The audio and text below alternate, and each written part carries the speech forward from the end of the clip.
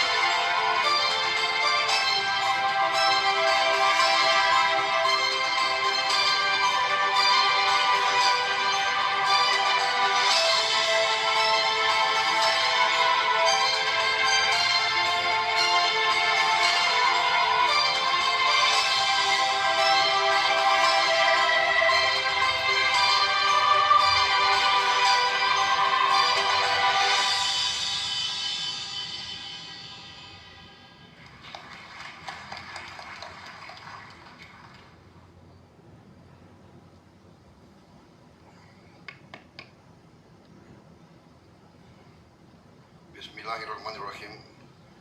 Assalamualaikum warahmatullahi wabarakatuh. Selamat sore, salam sejahtera bagi kita sekalian. Shalom, salve, om swastiastu. Namo Buddhaya, salam kebajikan. Yang saya hormati Wakil Presiden Republik Indonesia, Saudara Gibran Rakabuming Raka, para Menteri Koordinator, para Menteri, para Kepala Badan, Ketua Dewan Ekonomi Nasional, para penasihat dan staf khusus Presiden, Jaksa Agung, Kepala BIN, Kapolri, Panglima TNI, para Kepala Staf Angkatan, serta para Wakil Menteri, Wakil Kepala Badan, dan seluruh anggota Kabinet Merah Putih yang saya hormati. Tentunya sebagai insan yang bertakwa, marilah kita tidak henti-hentinya memanjatkan puji syukur kehadirat Allah Subhanahu wa Ta'ala, Tuhan Maha Kuasa, Tuhan Maha Besar, yang memiliki sekalian alam. Atas segala karunia, kesehatan, kebaikan dan kedamaian yang masih diberikan kepada kita, sehingga kita dapat melaksanakan sidang kabinet paripurna ini terkait kesiapan Hari Raya Idul Fitri 1447 Hijriah. Kita sudah memasuki hari ke-23 di bulan suci Ramadan ini, dan 7 hari lagi kita akan merayakan Hari Raya Idul Fitri 1447 Hijriah. Semoga ibadah kita diterima oleh Allah SWT dan kita dipertemukan kembali dengan Ramadan mendatang bagi umat Islam. Saya juga ucapkan terima kasih kepada saudara-saudara kita yang beragama lain yang telah menghormati bulan Ramadan dengan baik. Ini selalu adalah kebanggaan dan keunggulan bangsa Indonesia, yaitu kita melaksanakan ibadah agama kita masing-masing dalam suasana kerukunan, kekeluargaan, dan saling menghormati. Saya sangat terkesan waktu saya hadir dalam hari lahir Nahdlatul Ulama yang ke-100 di Malang, di Stadion Gajayana. Di situ oleh tokoh-tokoh Nahdlatul Ulama menyampaikan bahwa gereja-gereja di Malang membantu membuka halamannya, mempersilahkan warga NU tidur di halaman gereja, memberi lapangan parkirnya. Inilah keunggulan kita, kebaikan kita, kekuatan kita. Bhinneka Tunggal Ika, berbeda satu. Ini harus kita jaga. Saya sekali lagi terima kasih atas pelaksanaan kegiatan pemerintahan dalam bulan suci Ramadan, dan kita mengikuti perkembangan terus. Tentunya kita melaksanakan sidang kabinet ini dalam suasana masih banyak saudara kita yang berada dalam keadaan baru akan pulih dari berbagai bencana yang kita hadapi. Saya juga terima kasih atas kerja keras semua unsur.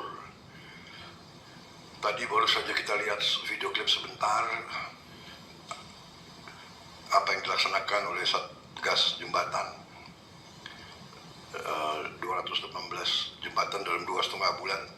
Ya, ini menunjukkan reaksi cepat, tanggap kehadiran pemerintah, tetapi semua unsur terutama dalam rehabilitasi dan rekonstruksi di daerah-daerah bencana juga menunjukkan kesigapan, kerja keras, pengorbanan yang besar secara fisik,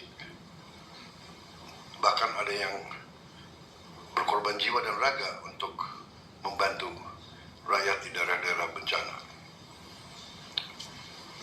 Atas nama negara, bangsa, dan sebagai Presiden, saya ucapkan terima kasih kepada semua unsur yang telah bekerja keras.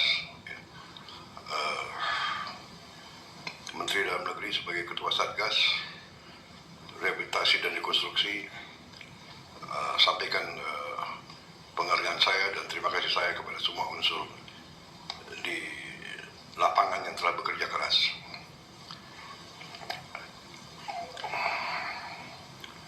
Saudara-saudara, kita juga hari ini telah secara memberi contoh dengan kita memberi zakat, dan ini menunjukkan lagi peran yang sangat penting dari Badan Zakat Nasional. Badan Zakat Nasional ini dan semua lembaga-lembaga keuangan, lembaga-lembaga ekonomi dari semua organisasi keagamaan di Indonesia harus kita koordinasikan, harus kita konsolidasikan, dan kita tingkatkan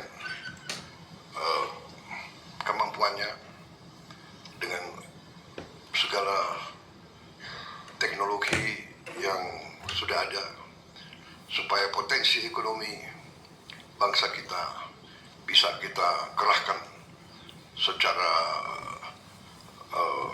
berarti, kembali lagi secara efisien dan efektif. Saudara-saudara sekalian, saya sekarang ingin menyampaikan beberapa hal terkait dengan mudik lebaran yang kita hadapi. Pertama, saya minta Menteri Perhubungan untuk memastikan bahwa kebijakan diskon harga bisa dilaksanakan dengan sebaik-baiknya, baik diskon tiket di pesawat, kereta api, kapal laut, dan jalan tol, dan memastikan pelayanan yang baik di setiap tempat. Saya juga minta Panglima TNI dan Kapolri mengerahkan sarana yang dimiliki oleh TNI dan Polri untuk membantu kelancaran mudik ini. Kemungkinan Angkatan Laut dan Angkatan Darat punya kapal-kapal, mungkin ini bisa diperbantukan, dikoordinasikan dengan Menteri Perhubungan. Juga saya kira Kepolisian Negara Republik Indonesia juga punya aset-aset dan sarana-sarana yang bisa untuk membantu. Menteri Sosial yakinkan bahwa tambahan bantuan pangan untuk 35 juta keluarga penerima manfaat desil 1, 2, 3, dan 4 berjalan dengan baik. Juga bantuan sosial reguler yakinkan bisa tepat waktu.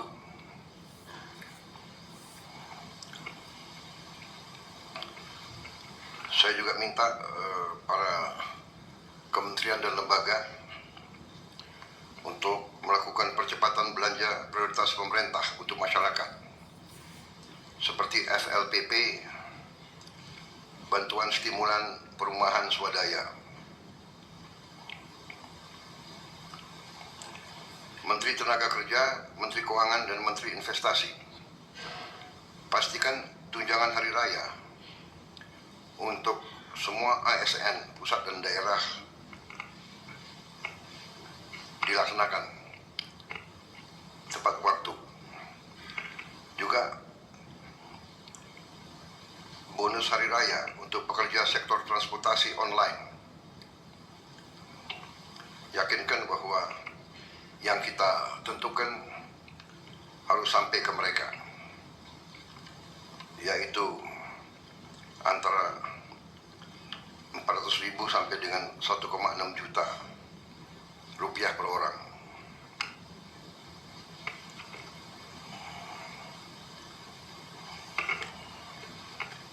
Kita juga bersyukur baru di pemerintahan kita pengemudi online mendapat bonus hari raya.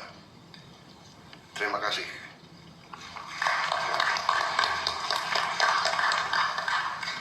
Selanjutnya saya minta kualitas pelayanan di rest area, di pelabuhan, di bandara, dan di semua stasiun ditingkatkan.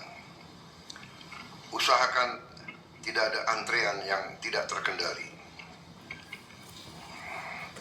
Ketersediaan BBM, pasukan listrik, dan jaringan internet diupayakan terus stabil.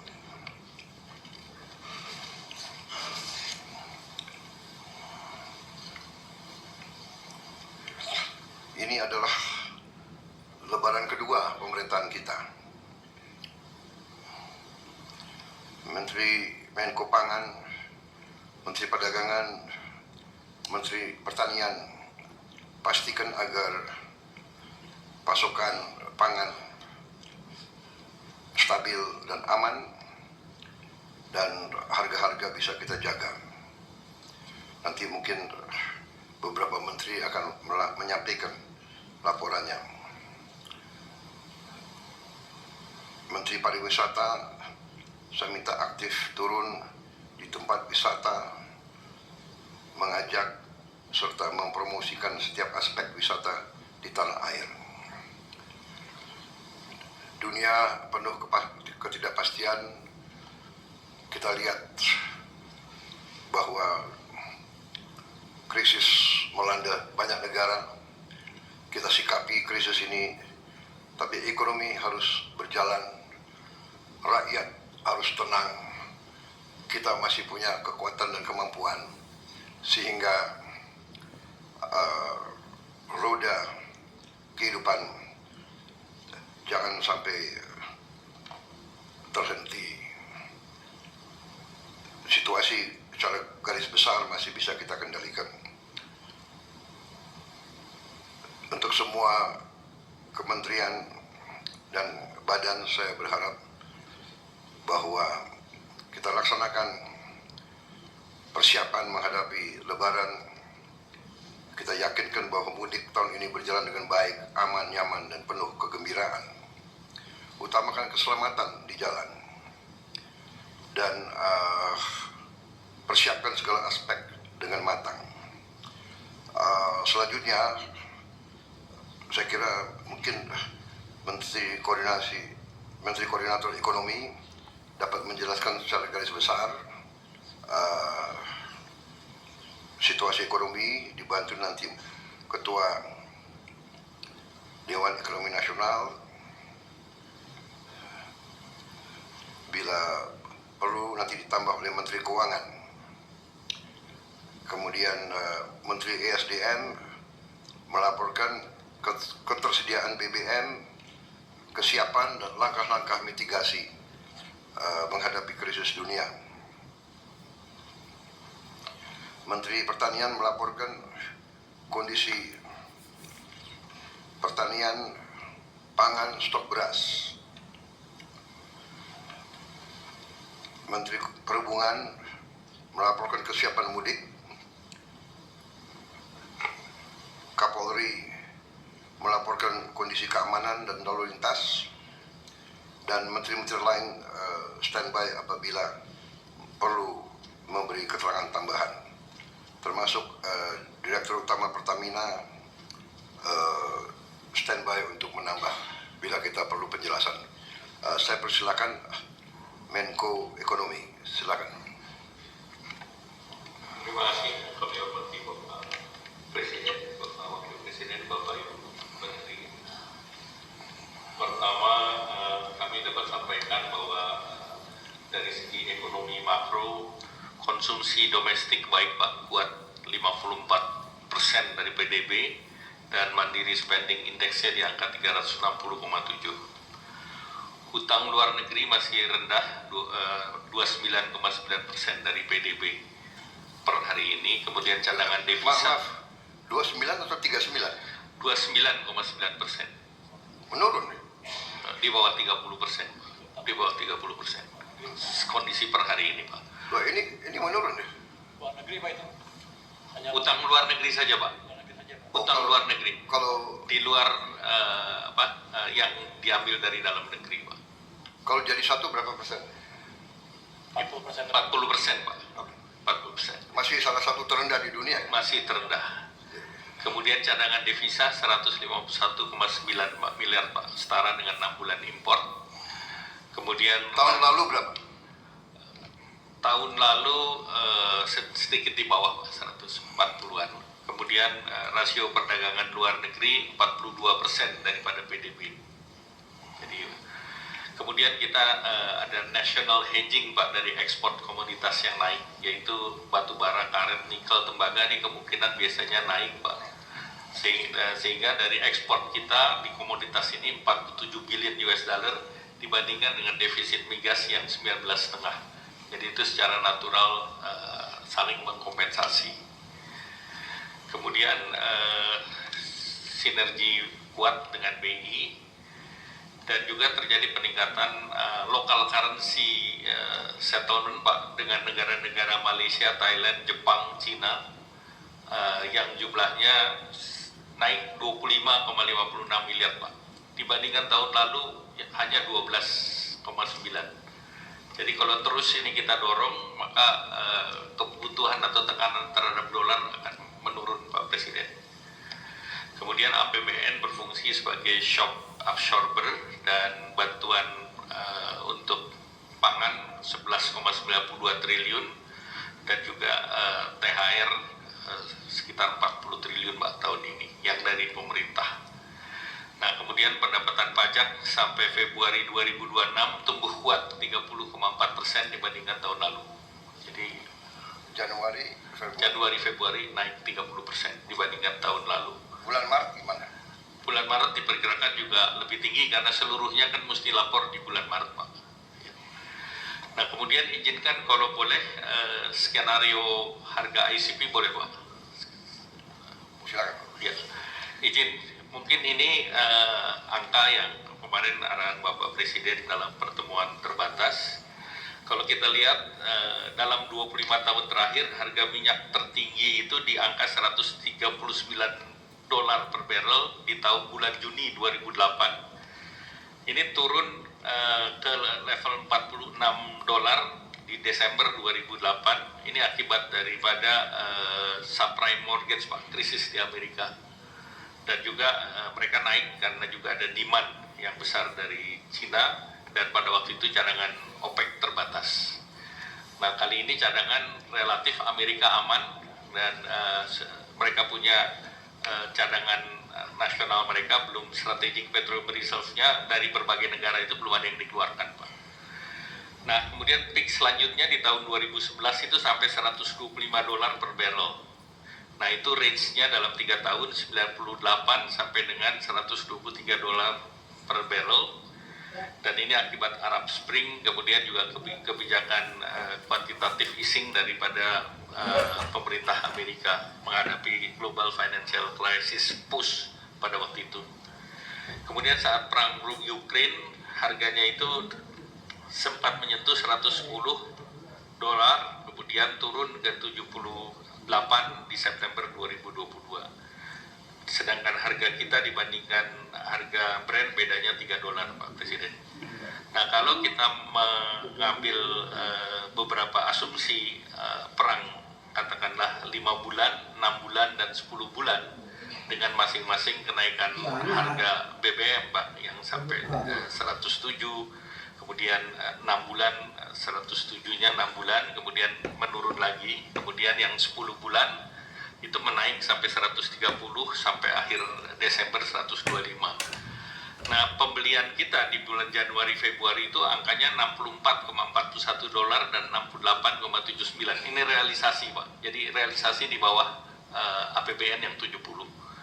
Nah, kalau kita buat skenario yang tadi 6 bulan itu kita rata-rata menjadi 90 dolar per barrel, kemudian yang 5 bulan, yang 6 bulan 97 dan 10 bulan 115, Pak Presiden. Nah, kalau ini kita masukkan terhadap APBN kita, Pak, yang sekarang ini skenario pertama ICP-nya di 86, kursnya di 17.000, Pak. APBN kita kursnya 16.500. Kemudian dengan growth kita pertahankan, Pak. Jadi ini yang kita pertahankan, growth di 5,3. Surat berharga negaranya angkanya lebih tinggi, Pak, 6,8%. Maka defisitnya adalah 3,18%. Kemudian kalau skenario moderat kedua dengan harga minyaknya 97, kursnya 17.300, growth-nya di 5,2, surat berharga negaranya lebih tinggi lagi di 7,2%. Nah, defisitnya itu mencapai 3,53%. Nah, kemudian kalau skenario terburuk yang pesimis itu dengan harga 115, kurs rupiah kita 17.500, growth-nya 5.200, surat berharganya 7,2, defisitnya 4,06%. Jadi artinya dengan berbagai skenario ini defisit yang 3% itu sulit kita pertahankan, kecuali kita mau memotong belanja dan memotong pertumbuhan, Pak Presiden. Nah, ini beberapa skenario yang mungkin perlu kita rapatkan secara terbatas. Nah, selanjutnya dalam slide berikut, kita pernah melakukan perpu, Pak Presiden. Itu pada saat COVID.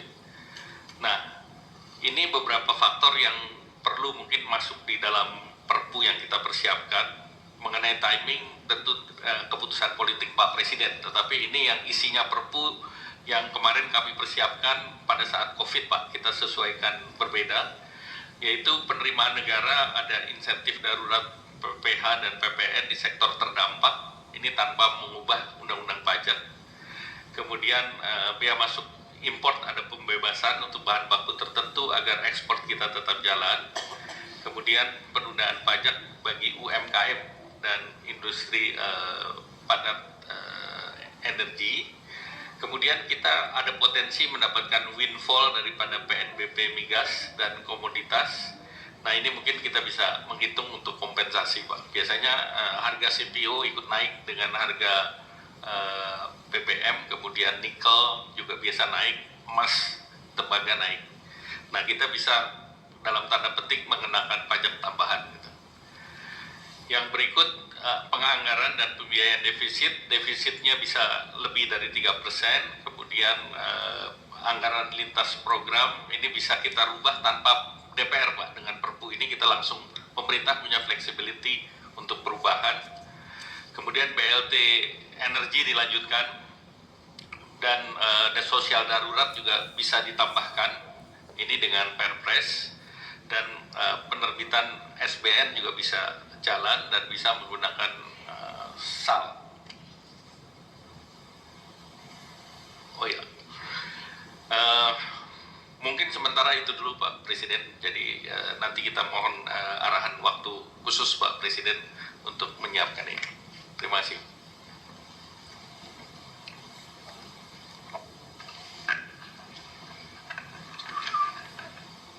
Bapak Presiden yang kami hormati, Bapak Wakil Presiden beserta rapat kabinet, izinkan kami melaporkan dengan cepat sedikit mengenai perkembangan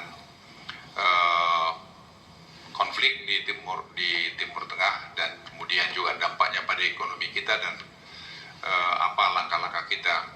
Tadi saya kira Menko Perekonomian sudah memberikan penjelasan yang cukup jelas buat kita semua. Kita tidak perlu ada kekhawatiran berlebihan dengan keadaan di sana. Nanti akan kami jelaskan di sini.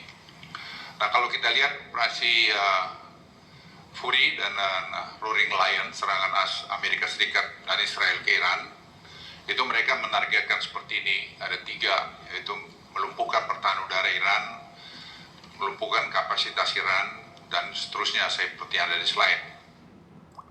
Juga saya ingin menambahkan pada peserta rapat yang terhormat bahwa bangsa Iran ini sebenarnya bangsa Arya, jadi tidak mudah juga ditaklukkan. Kalau kita lihat slide berikutnya, jumlah rudal yang ditembakkan Iran menurun tajam, ya, karena 50% peluncuran rudal dilaporkan telah dihancurkan. Tapi juga jangan lupa mereka sudah membuat drones yang murah yang bisa ditembakkan hampir dari mana saja. Tetapi teknologi AI seperti slide yang Bapak saksikan itu juga memang berkembang. Jadi ini adalah menurut saya perang teknologi dan juga spirit untuk melawan. Tapi kalau kita lihat jumlah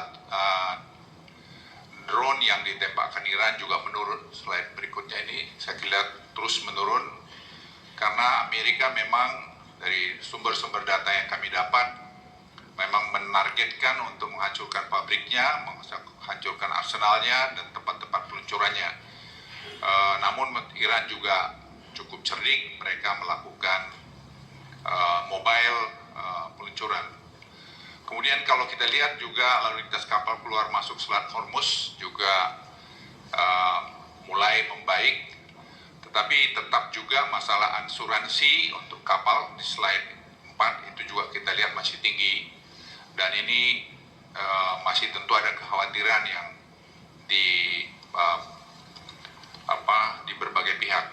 Tapi juga kita jangan lupa Iran ini juga punya kepentingan karena hidup mereka banyak tergantung pada pada minyaknya, dan juga di dekat Iran itu juga ada fasilitas mereka yang sangat besar untuk memproses minyaknya menjadi end product. Ini hal-hal yang perlu kita pahami. Angkatan Laut Iran itu menjadi sasaran serangan Amerika. untuk mengamankan penutupan Selat Hormuz, dan itu telah dilakukan oleh mereka. Mereka sudah menghancurkan kapal-kapal angkatan laut dari Iran. Tapi juga Bapak Ibu sekalian, Bapak Presiden, situasi sangat fluktuatif. Kalau kita lihat di sini, kapal tanker Amerika Yunani terbakar setelah Iran mengklaim serangan drone bawah air. Kami laporkan Bapak Presiden, memang dari sumber-sumber yang kami dapat, drone dari Iran ini juga sekarang dikembangkan drone dari bawah air. Dan ini menjadi, kalau istilah saya seperti lapor pada Bapak kemarin, seperti perang di gerilya di Papua. Mereka ini membuat drone yang murah, bisa 2000 km, GPS, targeted, kapan saja bisa diluncurkan. Dan itu yang juga memang dikhawatirkan Amerika sekarang, karena mereka mendapat informasi bahwa ada kapal-kapal yang membawa drone ini mendekat ke Amerika. Bapak Ibu sekalian, kami juga ingin melaporkan sistem komando Iran juga dilakukan pengeboman, dan juga dari teman-teman di Amerika juga cerita bahwa mereka sekarang juga sedang menyiapkan serangan-serangan lebih efektif, targeted dengan menggunakan B-52 setelah mereka menggunakan B-2. Jadi saya pikir situasinya masih fluktuatif, tapi sekali lagi seperti kami laporkan tadi, Iran juga punya kepentingan untuk mereka survive. Jadi Hormuz itu tidak mungkin akan ditutup seterusnya. Oleh karena itu kami datang dengan berbagai skenario, dan kita lihat perkembangan dalam 1-2 minggu ke depan. Jadi saya kira selama Lebaran saya kira akan semua baik-baik. Eskalasi itu akan seperti ini Pak Presiden, yaitu 110-150 dolar. Ini juga serangan langsung Iran ke aset Amerika di Teluk. Tapi kemarin kunjungan Bapak Presiden, pertelepon Bapak dengan MBS, saya kira sudah sangat baik sekali. Karena itu juga dia apresiasi banyak pihak. Kemudian juga kalau kita lihat juga eskalasi ini, kegagalan total Dewan Transisi, karena mereka berharap akan terjadi transisi di Iran. Tapi kalau itu sampai gagal terus Pak, ya itu juga tidak mudah untuk mengatasinya. Tapi saya tanya daripada mereka optimis itu akan terjadi, perlu kita cermati saja. Kemudian perang Iran Israel ini prolog, akses Hormuz terbatas. Kita lihat tadi minyak antara 80 sampai 110, dan deeskalasi kami juga akan melihat bahwa itu akan diturun ke 65-80 dolar.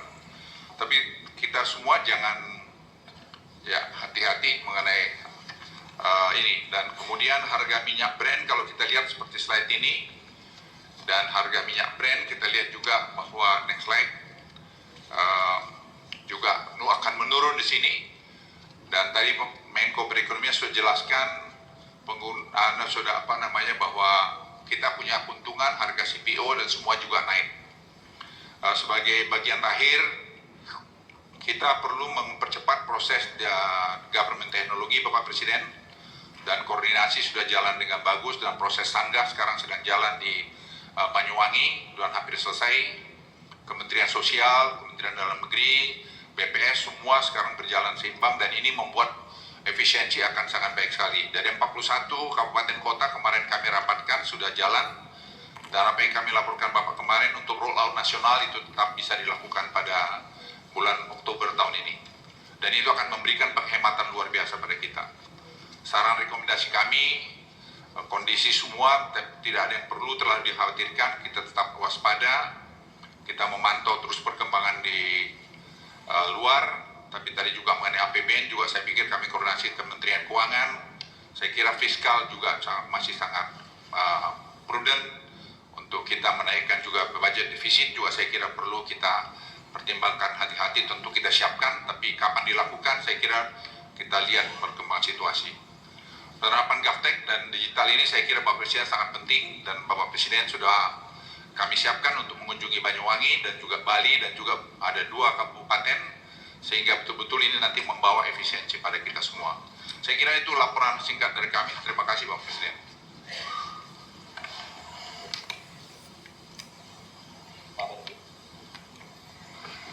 Terima kasih Pak Presiden. Saya akan update sedikit tentang ekonomi dan kondisi APBN kita Pak.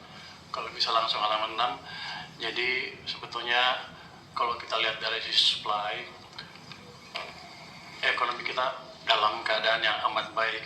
Kalau kita lihat dari Purchasing Manager Index yang merah ini, di bulan Februari itu levelnya 53,8, tertinggi dalam beberapa tahun terakhir. Jadi betul-betul ada perbaikan yang kuat di sektor manufacture, artinya sisi supply tumbuh dengan kuat. Jadi ini bukan data dari BPS, tapi data dari pihak lain yang mengkonfirmasi bahwa ekonomi kita memang sedang tumbuh. Bisa lihat di halaman 8, itu data inflasi di bulan Februari kelihatannya tinggi, 4,64. Kalau headline aja Pak, ini penting karena kalau policy maker akan mikir bahwa ekonominya kepanasan, dia akan cenderung ngerem ekonominya. Tapi ini datanya data yang nggak akurat kalau kita pakai itu aja. Kalau kita hilangkan data-data subsidi listrik bulan Januari Februari tahun lalu, sebetulnya inflasi kita hanya sekitar 2,59% Pak. Jadi kita masih aman untuk tumbuh lebih cepat lagi, ekonominya nggak kepanasan. Jadi yang lain-lain nggak usah memperlambat pertumbuhan ekonomi. Halaman 9, untuk melihat ekonomi dan optimisme masyarakat, kita lihat terus meningkat. Sengaja saya taruh di sini karena di luar banyak yang bilang kita sudah resesi Pak. Ekonom-ekonom yang agak aneh itu bilang kita sudah resesi, tinggal hancurnya. Padahal kalau kita dari tadi PMI naik ke level yang tinggi. Terus kita lihat MSI Mandiri Index itu sekarang di 360,7, yang kiri atas tuh yang biru tebal, dan kita lihat trennya naik ke atas. Itu yang penting, kita sedang memang mengalami akselerasi. Sebelah kanan kalau kita lihat juga industri otomotif, penjualan mobil tumbuh 12,2% di bulan Februari Pak. Ini bukan main-main, kalau lihat tahun lalu kan negatif Pak. Sekarang udah mulai positif dan sekarang makin kencang. Jadi kita jauh dari apa yang disebut ekonominya morat-marit, kata ekonomi luar itu Pak. Di TikTok banyak yang ngomong gitu. Di penjualan retail juga kita lihat yang biru Pak, biru kiri bawah.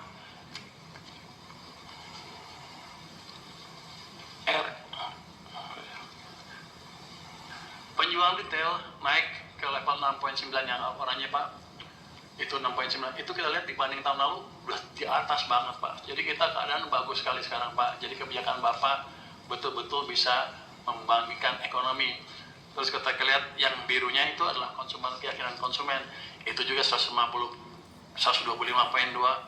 Itu di level yang amat tinggi sekali Pak. Artinya daya beli masyarakat betul-betul membaik. Banyak orang bilang katanya daya beli masyarakat terpukul. Ya kalau yang lagi susah ya susah tetap.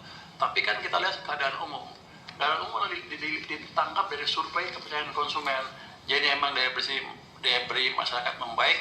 Dan yang sebelah kanan saya ulang lagi, Purchasing Manager Index itu sekarang 53,8, tertinggi dalam beberapa tahun terakhir Pak. Jadi supply, demand semuanya dalam keadaan sehat sampai dengan Februari. Saya yakin kedepannya akan membaik terus. Next, kalau kita lihat dinamika global memang gonjang-ganjing kan mengganggu semuanya. Ada yang bilang rupiah hancur. Tapi kalau lihat betul Pak, itu sejak perang rupiah itu hanya terdepresiasi sebesar 0,3. Jadi sebetulnya bagus daya tahan kita. Yang real, yang pemain yang punya duit betul bilangnya seperti ini. Tapi yang punya duit, yang nggak punya duit kali Pak jelek-jelekin Pak. Yang nggak punya duit ada Pak. Terus kalau kita lihat yang CDS IDR 5 year juga 5 tahun masih relatif stabil Pak. Gambar yang kanan atas Pak itu adalah spread dari SBN terhadap Treasury di Januari 25 240 basis point, sekarang 243 basis point. Naiknya hanya terbatas hanya 3 basis point. Artinya asing masih percaya ke kita. Yang domestik aja nggak percaya Pak. Terus kalau kita lihat, ya bukan domestik kita, pengamat domestik yang nggak percaya. Karena kita yang bawah tuh Pak, itu adalah capital flow ke negara, ke kita ya. Memang sempat naik turun, tapi kita lihat sejak November, Desember cenderung positif, sekarang juga masih positif.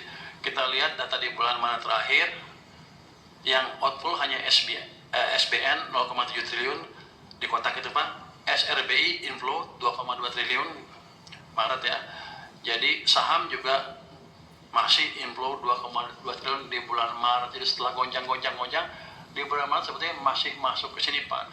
Artinya mereka percaya betul bahwa fondasi kita bagus. Ini kalau investor yang asli seperti ini Pak, karena mereka taruh uang.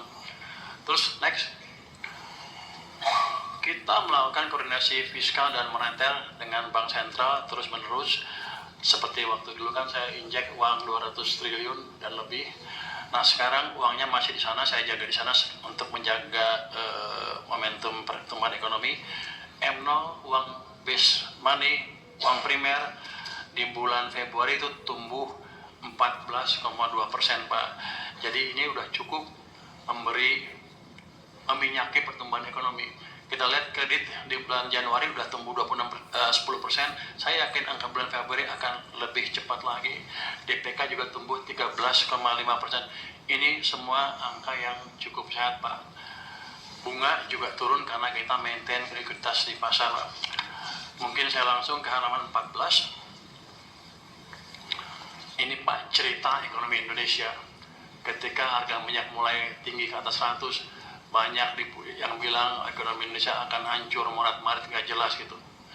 Padahal pengalaman kita selama ini nggak demikian. Ini gambar Coincident Economy Index, yang biru adalah indeks yang menggambarkan keadaan ekonomi sekarang. Yang hijau harga minyak Brent. Kalau kita lihat, jadi kalau indeksnya naik, ekonomi bagus. Kalau jatuh, baru ekonomi jatuh atau resesi. Kalau kita lihat 2007-2008, harga Brent naik ke level yang tinggi sekali, itu di atas 220 on average monthly ya. Tapi yang biru masih naik Pak awal-awal, dia jatuh ketika globalnya meltdown, banyak ekonominya pertumbuhannya negatif, tapi dia jatuh. Tapi kan Pak, dengan kebijakan yang pas fiskal dan moneter pada waktu itu, kita masih bisa tumbuh 4,6%. Jadi kita cukup cermat lah, bisa mengendalikan hal itu. Kemudian naik lagi di tahun 2011 Februari itu angkanya di sekitar 10-120 harga minyak. Yang biru masih naik terus Pak. Artinya kalau kita punya kebijakan yang pas, moneter maupun fiskal dan kebijakan Bapak nantinya, despite walaupun global ekonomi harga minyak gonjang-ganjing, kita punya cara atau punya pengalaman untuk mengendalikan dampaknya ke perekonomian. Jadi kita nggak perlu takut Pak.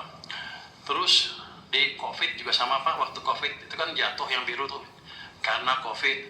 Tapi pada waktu harga minyak naik ke atas di tahun berapa? 2020 berapa ya? Yang biru kan trennya masih naik terus. Artinya kebijakan kita pada waktu itu bisa mengendalikan even dampak kenaikan harga BBM yang di atas $100 pada waktu itu. Yang jadi catatan adalah ke depan untuk kita adalah kita harus adjust dengan kebijakan atau dengan harga minyak global, tapi kita mesti ceritakan ke masyarakat kita bahwa kita pasti berhasil mengendalikan itu karena pengalaman selama ini kita berhasil. Jadi kita nggak usah takut Pak. Jadi yang analis yang di TikTok, di YouTube yang bilang kita hancur, itu sama sekali nggak pernah ngelihat data. Keadaannya seperti ini Pak.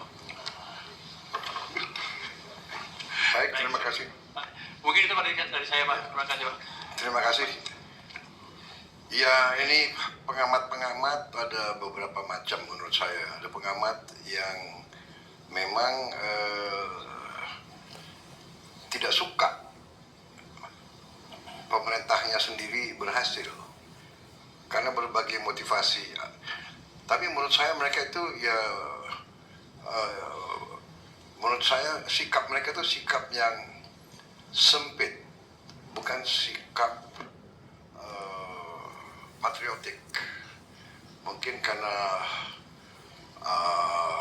merasa kalah, tidak punya kekuasaan, kemudian atau ada pihak yang hilang rezeki, ya terutama maling-maling, koruptor-koruptor, ya kan, yang merasa rugi dong dengan pemerintah kita.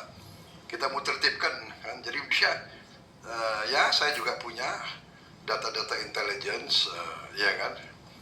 Kalau dulu kan saya di luar pemerintah, sekarang saya presidennya, jadi saya tiap hari saya dapat laporan intel, ya kan. Jadi saya ngerti lah, saya sudah tahu siapa yang biayai. Pada saatnya lah kita tertibkan itu semua. Tapi sekarang saya masih berusaha dengan cara-cara yang meyakinkan. Saya percaya dengan evidence based, dengan bukti rakyat kita akan mengerti. Jadi pengamat-pengamat menurut saya ada yang motivasinya ingin menimbulkan kecemasan rakyat. Saya juga tidak mengerti pemikirannya seperti apa.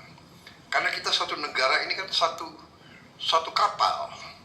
Kalau kapalnya oleng, mereka juga oleng. Jadi ini, ya kan, harusnya perbedaan pendapat, ya perbedaan pendapat tidak ada masalah.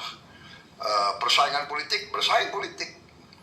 Tiap 5 tahun, di pilkada, di pileg, di pilpres, nggak ada masalah. Tapi harusnya negara ini kalau sudah selesai pertandingan-pertandingan itu, harusnya kita bersatu kompak. Kita selamatkan kapal besar kita. Kapal yang namanya Republik Indonesia ini mengarungi lautan yang penuh karang, yang penuh bahaya. Tapi saya juga terima kasih ya para tadi pejabat, para menteri, ya kita menghadapi tantangan, kita siap skenario-skenario yang paling buruk, tapi kita punya kekuatan. Negara kita punya kekuatan yang besar, tinggal kita ngelolanya. Kita sebagaimana telah pernah kita atasi krisis-krisis yang besar, saya yakin kita akan tambah kuat. Menurut pendapat saya, ini sementara ya, kita selesaikan nanti laporan-laporan, tapi menurut saya krisis justru mempercepat rencana transformasi kita. Akhirnya kita dipaksa akselerasi. Kita sudah mengerti masalahnya. Dari dulu kita ingin swasembada pangan, swasembada energi. Kita sudah mengarah ke situ. Tapi sekarang akan mempercepat. Kita sudah tahu bahwa kita harus melakukan pengalihan energi kepada energi terbarukan, kepada energi yang kita miliki sendiri. Kita sudah paham itu. Ini mempercepat. Jadi ini memaksa kita untuk bekerja lebih keras. Jadi ini justru akselerasi strategi yang kita sudah punya. Tapi yang sangat luar biasa, ya saya kira semuanya harus menyampaikan, kita bersyukur kita diberi karunia yang maha kuasa. Kita banyak negara tidak punya pilihan. Saya dengar hari ini banyak kendaraan di negara tertentu sudah nggak bergerak. Kita masih bisa. Kita punya banyak alternatif. Kita punya kelapa sawit, bisa kita rubah menjadi solar, bisa menjadi etanol. Kita bisa dari tebu, kita bisa dari singkong, kita bisa dari jagung. Ini kita punya semua. Kita punya geotermal yang banyak. Kita bisa pakai kekuatan air, hidro, mini hidro, banyak sekali. Dan kita akan melaksanakan pembangunan yang sangat cepat terhadap tenaga surya yang kita rencananya kita akan melakukan 100 gigawatt yang kita targetkan harus selesai dalam 2 tahun yang akan datang ini. 100 gigawatt.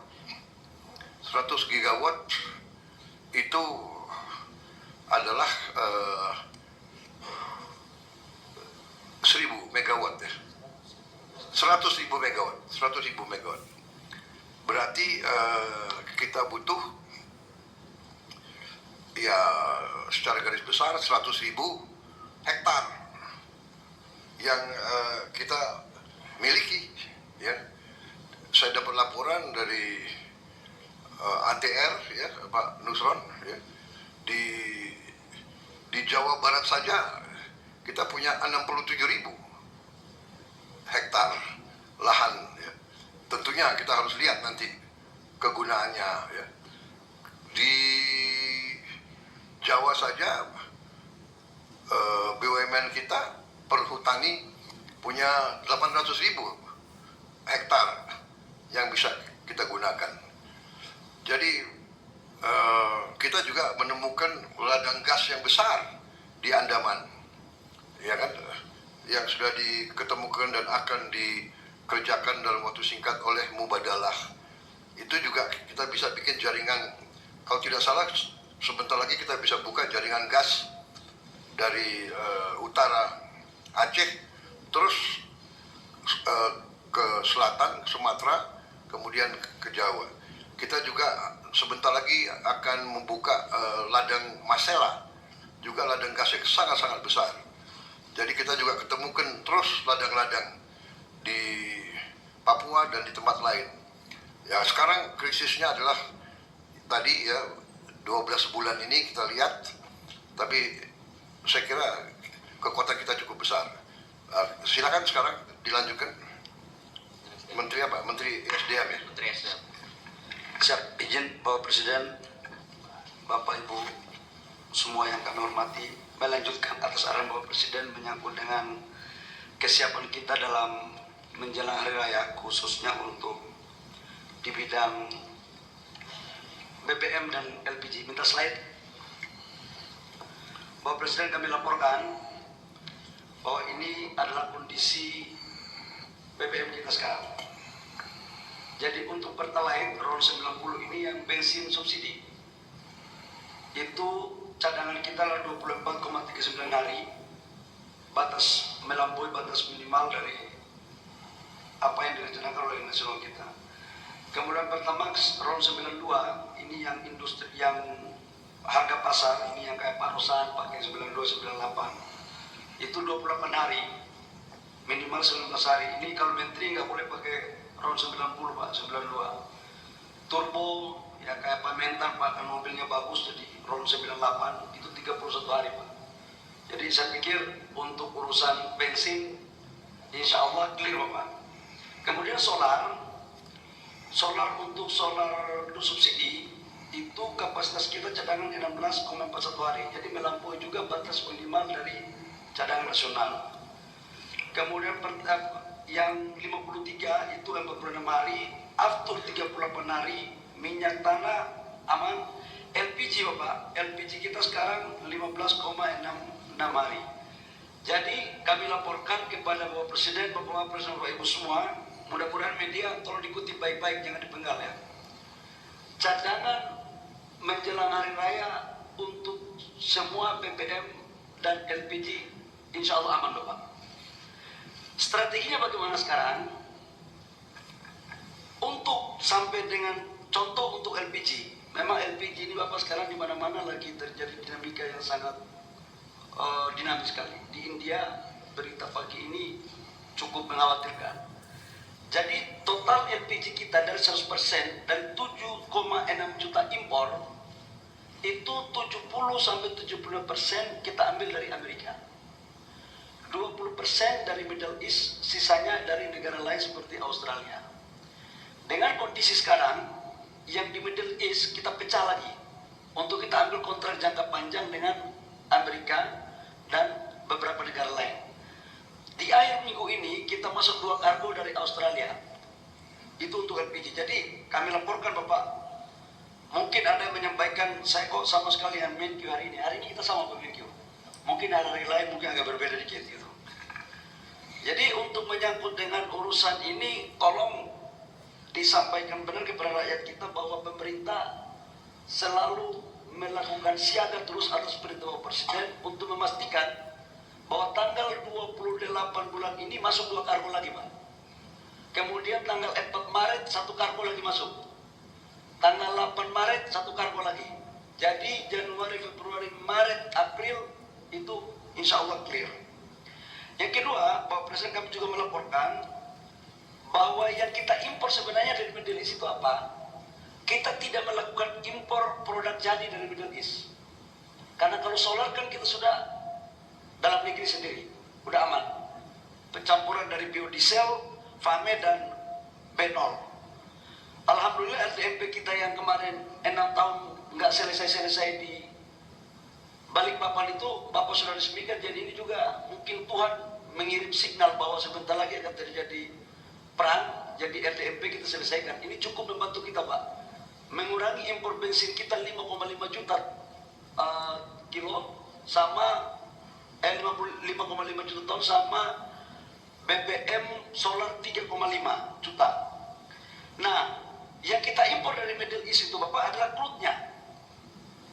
Jadi minyak mentahnya itu 20% memang dari Middle East.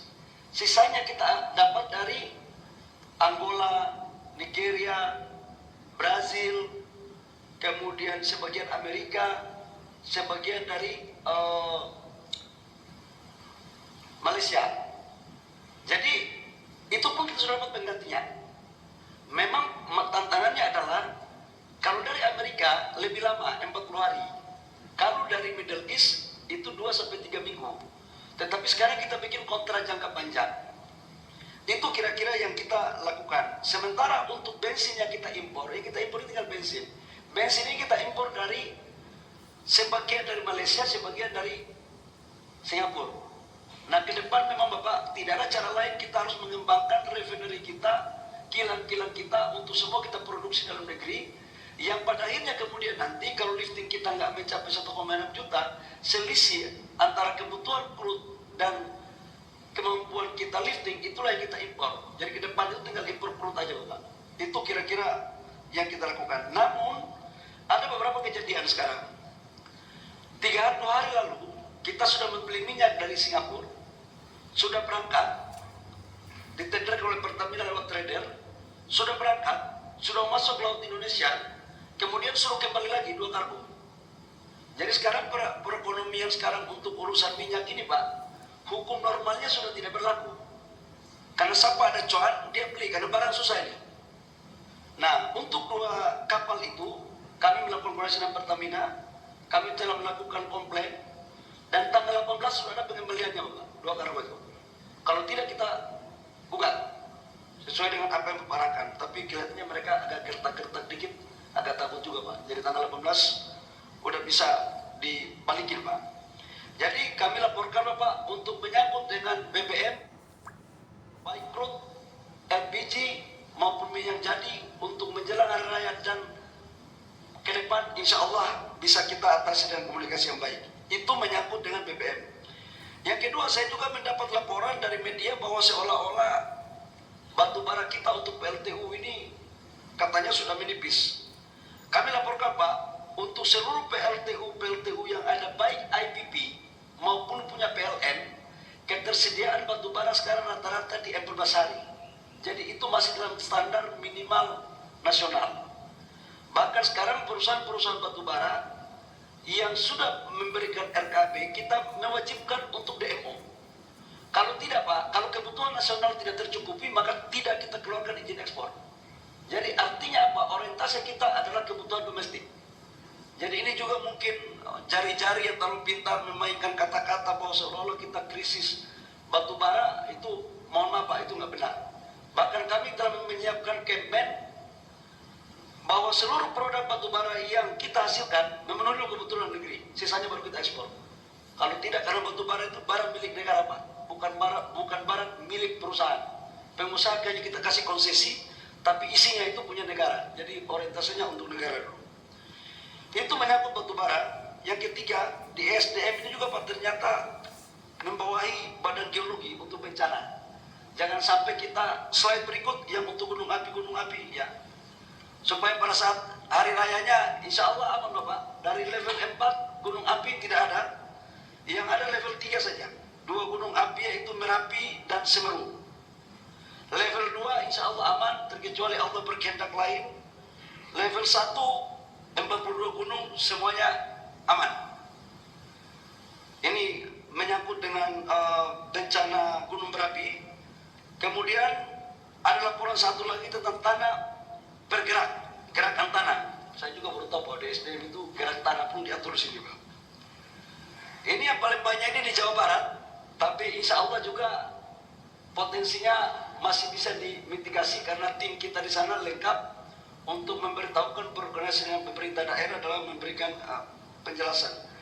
Saya pikir itu Bapak menyangkut halaman berikut gempa bumi dan tsunami tidak ada sesuatu yang menonjol.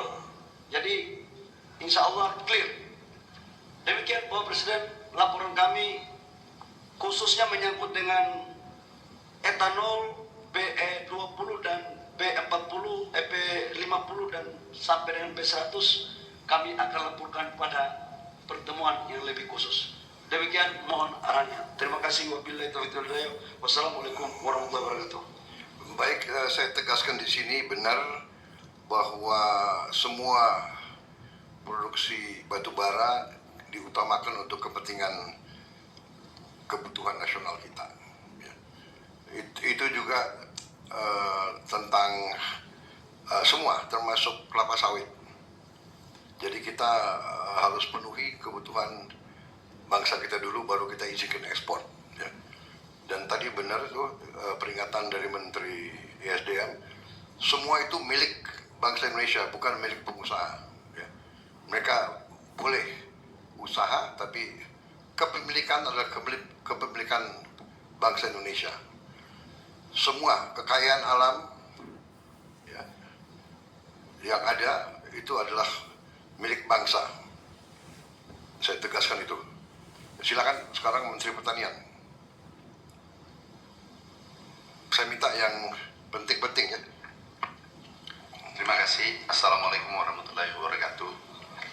Izin Bapak Presiden, Pak Wapres, para Menko, para Menteri, Wakil Menteri, kami laporkan stok 11 komoditas strategis cukup baik, bahkan sangat baik, khususnya beras. Kami laporkan khusus beras hari ini halaman 15. Hari ini mencapai 4 juta ton. Hari ini di data 2 hari yang lalu 4 juta ton dan kemungkinan bulan depan sudah mencapai 5 juta ton, Bapak Presiden. Ini tertinggi cadangan kita. Ini cukup untuk 324 hari. Sampai akhir tahun cukup cadangan kita sekarang untuk beras. Kemudian hanya saja Pak Menkeu anggarannya tinggal untuk 2 minggu. Kalau bisa tambahan anggaran kemarin yang sudah disepakati. Enggak, ini sudah disepakati. Yang dan pinjam bukan habis Pak, cuma pinjam Bapak Presiden. Kemudian beras kita ada kabar menarik Bapak Presiden, CPO kita, ekspor kita naik 6 juta ton. Sedangkan kita butuh untuk biofuel 5,3 juta ton. Jadi alhamdulillah naik dari 46 menjadi ekspor kita dari 26 menjadi 32 juta ton. Kami pertemuan asosiasi pengusaha sawit se-Indonesia kemarin. Ini Pak Balil ada tambahan 6 juta ton. Kemudian ekspor kita total pertanian naik 28%. Halaman 18. Oh maaf, ini datanya 5,2 juta ton beras kita insya Allah bulan depan, Bapak Presiden. 5,216 juta ton. Kemudian PDB sektor pertanian halaman 5. Ini tertinggi selama 25 tahun, 5,74%. PDB sektor pertanian. Kemudian NTP tingkat kesejahteraan petani tertinggi halaman 3. Tertinggi selama 33 tahun. Ini karena kebijakan Bapak Presiden, HPP dinaikkan dan juga pupuk, harga pupuk turun 20% tanpa membebani Menteri Keuangan. Itu saja Bapak Presiden, semua aman sektor pangan. Terakhir Pak Menteri Keuangan izin kalau bisa sebelum bukan ini kan pinjam saja, bukan APBN Pak. Impresnya sudah ditandatangan Bapak Presiden. Makasih. Baik, terima kasih Menteri Pertanian. Saya kira ini juga sesuatu yang bisa kita yakini, suatu fondasi yang kuat, ya, apapun terjadi, pangan kita aman. Tentunya semua komoditas harus kita cermati, terutama masalah protein. Ya. Protein saya kira yang paling cepat masalah protein adalah perikanan, ya. Perikanan darat dan perikanan lepas pantai dan perikanan tangkap. Sekarang Menteri Keuangan sudah, Menteri Pertanian sudah, Menteri Perhubungan. Bismillahirrahmanirrahim. Assalamualaikum warahmatullahi wabarakatuh. Selamat sore, salam sejahtera, salam Om Swastiastu, Namo Buddhaya, salam kebajikan. Yang terhormat Bapak Presiden Republik Indonesia, Pak Wakil Presiden, Bapak Ibu hadirin undangan yang berbahagia. Bapak Presiden mohon izin kami menyampaikan gambaran kesiapan pemerintah bersama seluruh pemangku kepentingan transportasi dalam menghadapi Lebaran tahun 2026. Next. Berdasarkan hasil survei, pergerakan masyarakat pada Lebaran tahun 2026 tercatat mencapai 50,60% penduduk Indonesia atau setara sekitar 143,91 juta orang yang akan melakukan perjalanan. Angka ini memang menurun 1,75% dibandingkan survei pada tahun 2025 sekitar 146 juta. Namun demikian, pada realisasi tahun 2025 justru mencapai 154 juta. Artinya mobilitas masyarakat pada masa Lebaran cenderung melampaui angka survei. Next. Pergerakan terbesar berasal dari Jawa Barat, disusul oleh DKI Jakarta dan Jawa Timur. Dari sisi tujuan, arus terbesar mengarah ke Jawa Tengah, Jawa Timur, dan Jawa Barat. Next. Secara nasional, mobil pribadi menjadi sarana utama pemudik dengan 76,24 juta orang, disusul oleh sepeda motor dan kendaraan bis. Berikut adalah perakhiran simpul transportasi terpadat pada angkutan Lebaran 2026, yaitu Bandara Soekarno-Hatta, lintas pelabuhan penyeberangan Merak Bakahuni, dan stasiun Pasar Senen serta terminal Pulau Gebang. Next. Penerapan WFH pada masa mudik di tanggal 16-17 Maret diharapkan mampu melandaikan puncak keberangkatan yang diprediksi akan jatuh pada hari Rabu tanggal 14 Maret 2026. Berikut juga next. Dengan diterapkannya WFH pada tanggal 25, 26, 27 Maret diharapkan juga arus balik tidak menumpuk pada H+4 atau Rabu 25 Maret pada saat cuti bersama telah selesai. Kementerian Perhubungan telah mempersiapkan sarana transportasi darat meliputi 31.000 unit bis, transportasi laut 840 unit kapal, transportasi penyeberangan 254 unit kapal, transportasi udara sebanyak 372 unit pesawat, dan transportasi kereta api sebanyak 3.687 unit sarana. Next. Kami juga memastikan sarana transportasi tersebut dalam kondisi layak jalan dengan melakukan pemeriksaan atau rem check kepada seluruh moda transportasi meliputi transportasi darat, laut, penyeberangan udara, dan kereta api. Sesuai dengan arahan pada Bapak Presiden, pemerintah juga memberikan stimulus berupa diskon tarif transportasi untuk masyarakat dengan rentang di antara 21,9% untuk transportasi penyeberangan, kemudian 30% untuk kapal laut dan kereta api, serta diskon angkutan udara sebesar 17 hingga 18%, juga diskon tarif tol sebesar 30% untuk semua ruas yang berlaku tanggal 15, 16, dan 26, 27 Maret. Pemerintah juga mempersiapkan program mudik gratis Bapak Presiden untuk moda transportasi darat, laut, dan kereta api yang akan melayani 113.262 penumpang dan 12.140 sepeda motor. Program mudik gratis kami juga berikan untuk daerah pasca bencana di Sumatera, meliputi Aceh, Sumatera Utara, dan Sumatera Barat.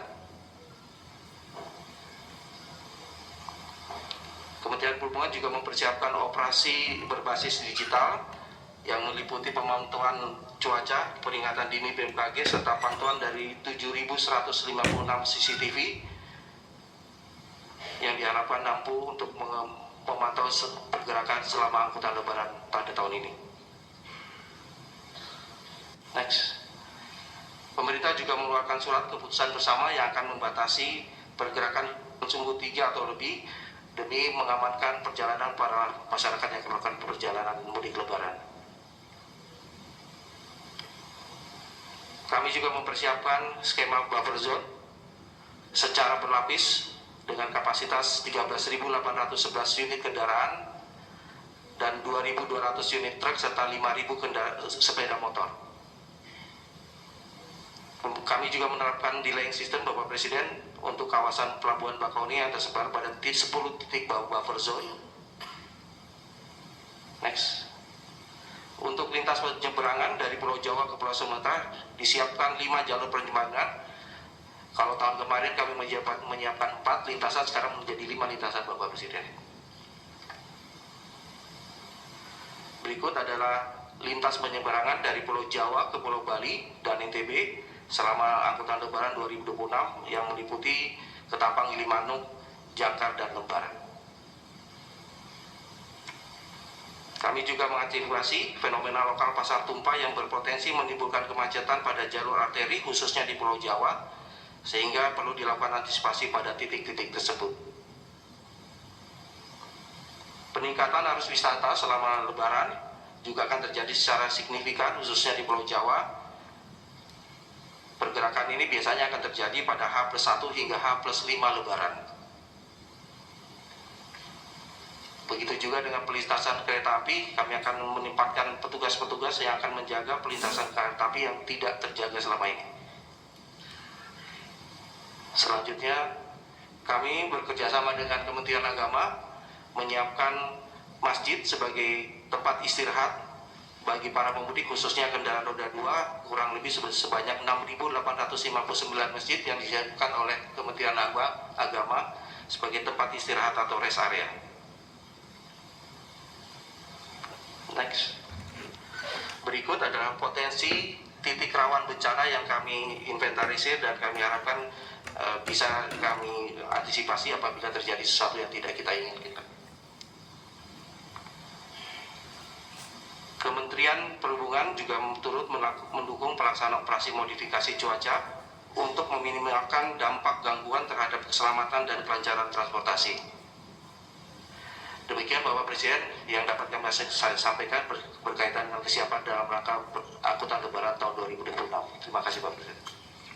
Terima kasih Menteri Perhubungan. Kapolri, saya persilakan.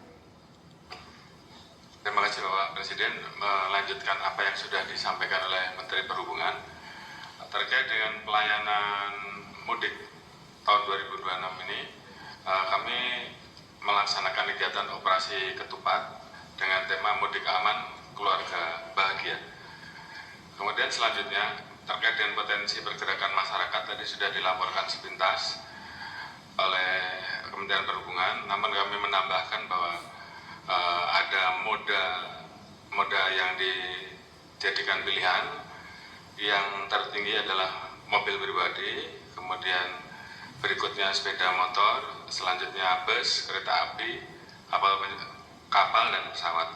Selanjutnya 5 asal daerah terbanyak yaitu Jawa Barat, Jakarta, Jatim, Jateng, dan Banten. Sementara 5 kota dengan tujuan terbanyak adalah Jateng, Jatim, Jabar, DIY, dan Sulsel. Selanjutnya mohon izin Bapak Presiden, operasi ketupat 2026 ini tentunya target kita adalah mempertahankan tingkat kepuasan masyarakat di tahun 2025 kemarin, di mana 90,9% masyarakat puas dengan kinerja pemerintah dalam penyelenggaraan perjalanan di masa libur 2025. Oleh karena itu target kita semua adalah bagaimana mempertahankan ataupun meningkatkan. Oleh karena itu untuk kegiatan operasi ketupat kali ini kita melibatkan 161.243 personel gabungan dengan seluruh stakeholder yang ada, dan penanggung jawab operasinya adalah dari kepolisian. Kemudian terkait dengan posko operasi ketupat 2026 ini ada 185.608 objek yang kita amankan, mulai dari masjid, tempat sholat Idul Fitri, objek wisata, pusat belanja, terminal, pelabuhan, stasiun kereta api dan bandara.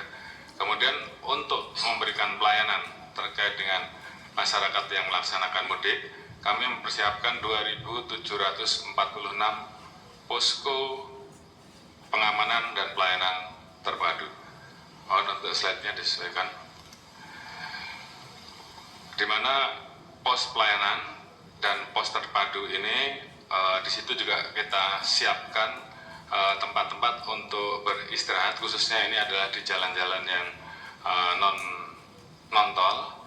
Namun juga terkait dengan situasi bencana, situasi kewaspadaan, kami juga mempersiapkan tim Satgas Bencana di pos pelayanan dan pos terpadu.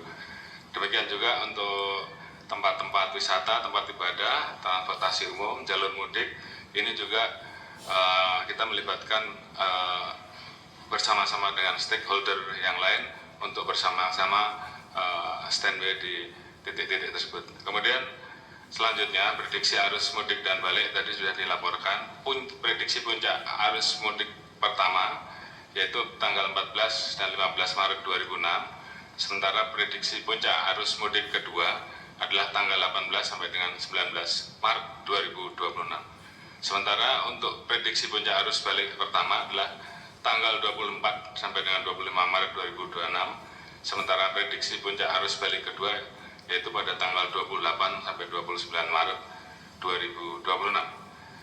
Kemudian telah dilaksanakan pembuatan surat kesepakatan bersama untuk mengatur agar arus mudik maupun arus balik ini bisa kita kelola dengan baik, mulai dari pembatasan operasional angkutan barang. Per hari ini kita sudah melaksanakan pengaturannya, kemudian sistem rekayasa mulai dari one way, kontraflow sampai dengan sistem ganjil genap, termasuk pengaturan di wilayah penyeberangan yang tadi disampaikan ada sistem delaying system, kemudian buffer zone, dan juga sistem penjualan tiket secara online, dan juga sistem first come first in, ya, artinya siapa yang membeli pertama dia segera masuk, utamanya pada saat puncak arus mudik, sehingga kemudian tidak terjadi antrian. Selanjutnya khusus untuk di wilayah jalur arteri ada 48 unit pelaksanaan penimbangan yang kita manfaatkan untuk menjadi rest area, sehingga ini juga mengurangi laka lantas dan juga bisa digunakan pada saat masyarakat ingin beristirahat, dan kemudian juga kita persiapkan fasilitas apakah itu untuk takjil maupun sahur. Kemudian selanjutnya terkait dengan pengendalian operasional kendaraan barang yang masih kita izinkan untuk masuk, untuk lewat adalah mobil-mobil yang mengangkut BBM dan bahan bakar gas, kemudian pengantaran uang, hewan ternak, pupuk, bantuan korban bencana alam, dan bahan-bahan pokok. Jadi ini menjadi jawaban untuk mengendalikan kebutuhan masyarakat sehari-hari, baik terkait dengan kebutuhan makanan dan kebutuhan terkait dengan LPG dan kebutuhan-kebutuhan lain yang dibutuhkan. Kemudian terkait dengan pengendalian arus lalu lintas pada jalan tol sesuai SKP, kami mulai berlakukan mulai dari sistem ganjil genap, kemudian apabila kepadatannya melebihi, ini juga sudah ada indikatornya, kami melakukan sistem kontraflow, artinya kita pasang kontraflow di jalur jalan tol, bisa satu lajur, dua lajur, ataupun tiga lajur.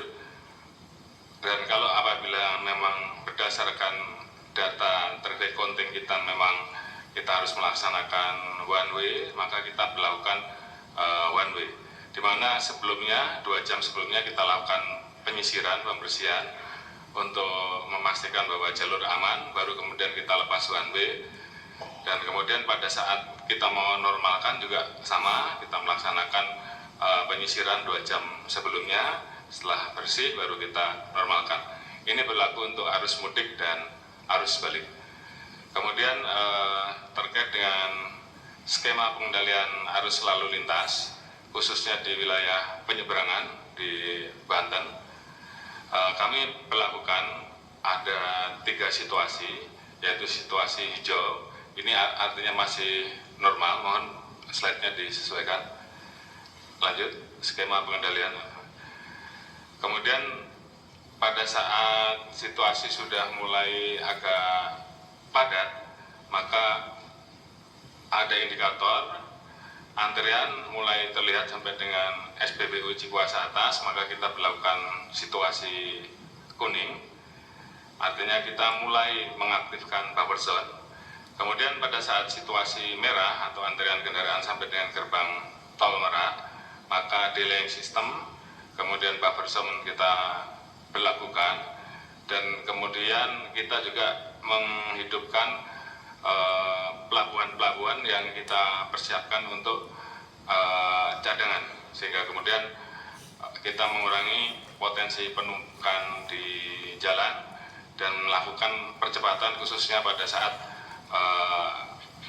kendaraan kapal-kapal tersebut menurunkan penumpang. Kita atur waktunya agar tidak lebih dari 1 jam. Hal tersebut secara teknis kita lakukan. Kemudian tadi pagi kita sudah melaksanakan pengecekan ke terminal jalur penyeberangan di Merak. Kita dapatkan laporan bahwa prediksi angkutan lebaran terjadi peningkatan untuk trip 6%, penumpang 9,4%, dan kendaraan 9,3%. Jadi tadi yang dilaporkan bahwa secara survei menurun, namun faktanya di lapangan ini sering terjadi peningkatan, dan ini terlihat dari laporan pada saat kami tadi melaksanakan peninjauan langsung di Merak. Kemudian untuk di Lampung ini jauh lebih mudah karena memang banyak di wilayah Lampung yang bisa digunakan untuk rest area, sehingga kemudian jalurnya relatif bisa kita kendalikan untuk tidak macet. Kemudian baik, terima kasih Kapolri. Saya kira kita lihat perencanaannya sudah cukup baik, mendetail, dan sudah siap untuk menghadapi segala kemungkinan. Jadi saya ucapkan terima kasih.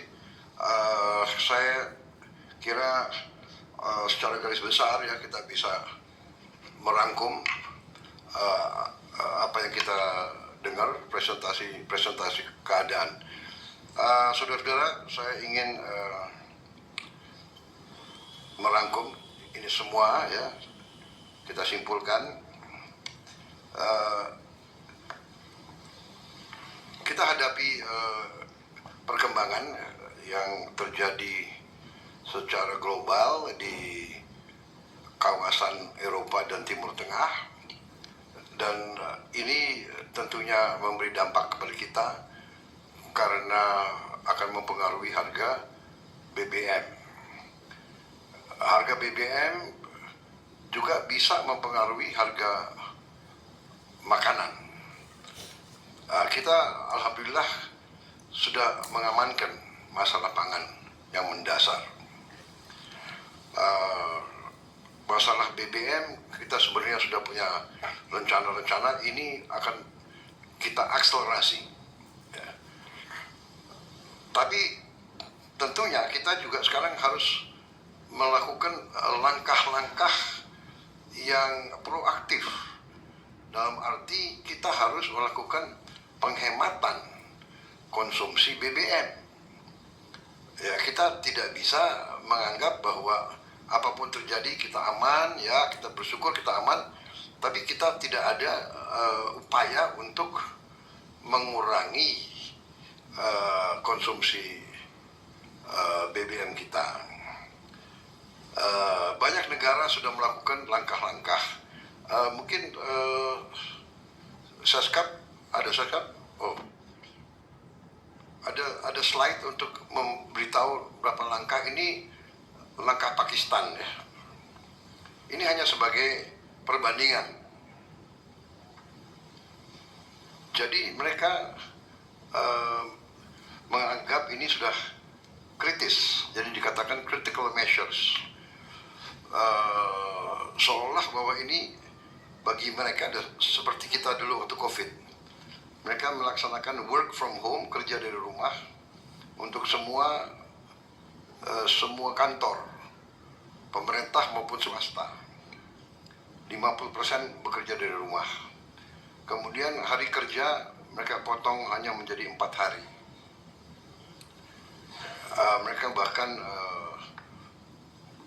mengurangi gaji untuk anggota kabinet, untuk anggota DPR, dan semua penghematan gaji ini dikumpulkan untuk membantu kelompok yang paling rentan atau kelompok yang paling lemah. Mereka memotong semua ketersediaan BBM untuk semua kementerian. Dan mereka mewajibkan 60% kendaraan pemerintah untuk tidak digunakan pada setiap saat. Kemudian mereka menghentikan semua belanja AC, ya, belanja kendaraan, belanja mebel dari semua lembaga pemerintahan untuk waktu yang tidak ditentukan. Mereka hentikan semua kunjungan ke luar negeri, kemudian mereka kurangi, tidak boleh menggunakan dana pemerintah untuk acara-acara pesta dan sebagainya. Kemudian semua lembaga pendidikan tinggi mereka pindah ke online. Kemudian semua sekolah berhenti untuk 2 minggu, yang mungkin ini menghadapi Idul Fitri. Ini hanya contoh, ya. Ini contoh. Maksud saya, ini ada berapa hari. Saya kira kita bisa mengkaji masalah ini, ya kan? Saya kira kita juga harus mengupayakan bahwa kita melakukan penghematan. Saya percaya 2-3 tahun kita akan sangat kuat, tapi tetap kita harus hemat konsumsi. Dengan demikian, kita berharap kita akan selalu menjaga bahwa defisit kita tidak tambah. Bahkan cita-cita kita adalah kalau bisa kita tidak punya defisit. Sasaran kita adalah APBN kita harus balanced budget, itu paling ideal. Dan itu saya kira kita bisa lakukan, ya. Bahwa kita harus selalu ingat bahwa kita masih menghadapi masalah-masalah kebocoran, ya, tidak efisien, masalah-masalah under invoicing, under counting, manipulasi administratif dan sebagainya. Ini besar, ini kebocoran ini besar. Maaf, saya selalu akan bicara masalah ini.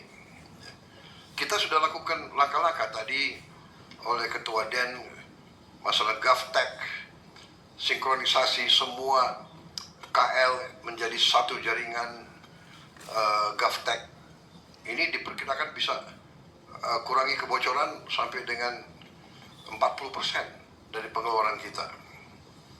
Nah, jadi ini saya minta dibicarakan nanti, ya, mungkin oleh Menko nanti beberapa hari ini. Kita lihat, kita pikirkan dulu kita atasi COVID, berhasil kita, dan kita mampu banyak bekerja dari rumah, efisiensi, berarti kita menghemat BBM dalam jumlah yang sangat besar. Umpamanya berapa ASN dan pejabat tidak usah ke kantor, mengurangi macet dan melaksanakan penghematan besar-besaran, mengurangi hari kerja pun harus kita pertimbangkan, dan langkah-langkah penghematan lainnya, ya. Saya kira itu yang saya ingin sampaikan, bahwa kita walaupun merasa aman, tidak panik, tapi kita juga tidak boleh terlalu lengah. Kita tidak boleh tidak mempersiapkan diri untuk kemudian paling jelek, ya. kita berharap skenario yang terburuk tidak terjadi di Timur Tengah. Tapi ramalan-ramalan juga banyak mengatakan ini bisa jadi perang yang sangat panjang, ya, perang yang sangat panjang. Saya kira itu dari saya. Ya, terima kasih semua menteri, ya, terima kasih semua kepala badan. Saya ingin menyampaikan penghargaan saya atas kerja keras semua unsur. Ya. Saya kira kita sudah buktikan tidak hanya kepada rakyat kita, tapi kepada dunia bahwa pemerintah kita bekerja dengan sangat cepat, dengan sangat efisien. Masih banyak yang kita harus kerjakan, tapi kita berani menghadapi kesulitan. Kita berani mengatasi kesulitan, dan kita tidak mau berbohong kepada rakyat kita, dan kita tidak mau berbohong kepada diri kita sendiri. Ya, kalau kita selalu ingin berbohong kepada diri kita sendiri, kita akan keliru. Jadi kita harus berani menghadapi kenyataan, berani melihat kekurangan kita, kemudian kita berani mengatasinya. Kita ada skenario positif, moderat, skenario paling jelek, tapi apapun ini tergantung kepada kita. Terima kasih atas kerja keras semua menteri, semua wakil menteri, kepala badan. Ya, kita buktikan terus ke rakyat kita bahwa kita bekerja untuk kepentingan rakyat. Kita tidak boleh berpikir lagi kepentingan kelompok, kepentingan golongan, suku, bahkan kepentingan partai kita masing-masing. Kesetiaan kepada bangsa adalah di atas kesetiaan apapun. Terima kasih. Dengan ini saya tutup sidang kabinet paripurna menghadapi Idul Fitri 1447 Hijriah ini. Untuk mereka yang ingin mudik nanti, saya ucapkan sebelumnya selamat mudik, dan jaga diri masing-masing di rumah. Ya, kita juga saya kira harus memberi contoh open house atau apa, jangan terlalu mewah-mewahan. Saudara kita di daerah bencana, dan juga si suasana ini kita kasih contoh ke rakyat. Tapi juga kita juga jangan total istilahnya tutup semua acara. Ya, kita kalau tidak ekonomi kita juga nggak jalan nanti. Ya, jadi warung-warung, catering dan sebagainya, ekonomi kita harus berjalan. Tadi laporan Menko Econ, Ketua Den, Menteri Keuangan, bahwa ekonomi kita baik, ekonomi kita kuat. Ya, mereka-mereka yang yang memberi penilaian seolah ekonomi kita morat-marit, menurut saya mereka punya agenda tersendiri. Jangan-jangan mereka bekerja untuk bukan bangsa Indonesia, ya. Jadi saya kira rakyat kita akan pandai untuk melihat. Yang penting kita beri bukti kepada rakyat, ya kan? Itu yang kita beri, yang paling penting. Ya. Dan nanti saya juga akan menganjurkan, saya sampaikan ke rakyat, ini juga ada media, ya kan? Rakyat kita sudah pintar, sudah pandai, hati-hati dihasut, ya. Hati-hati juga yang dihasut adalah anak-anak yang polos, yang tidak mengerti apa-apa, ya kan, dihasut untuk berbuat negatif. Saudara-saudara, negara kita kuat, negara kita punya potensi, kita berada di jalan yang benar. Ya.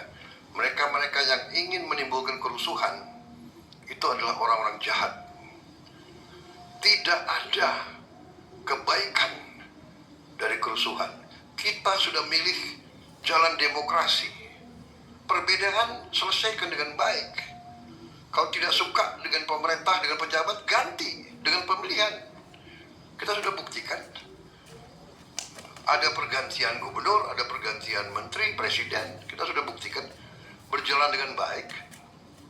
Ya. Ada yang ikut pemerintah kita, ada yang di luar, nggak ada masalah.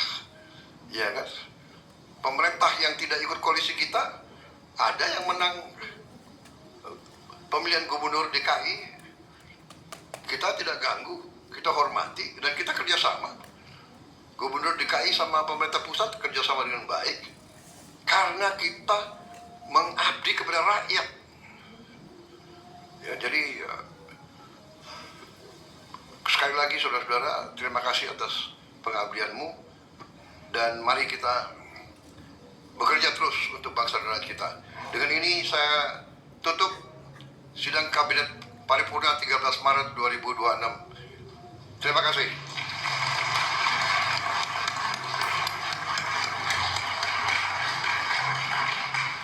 Pas waktunya.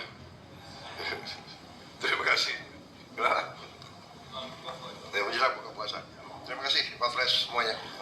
Pak Rosan, Gimana hasil ketemu?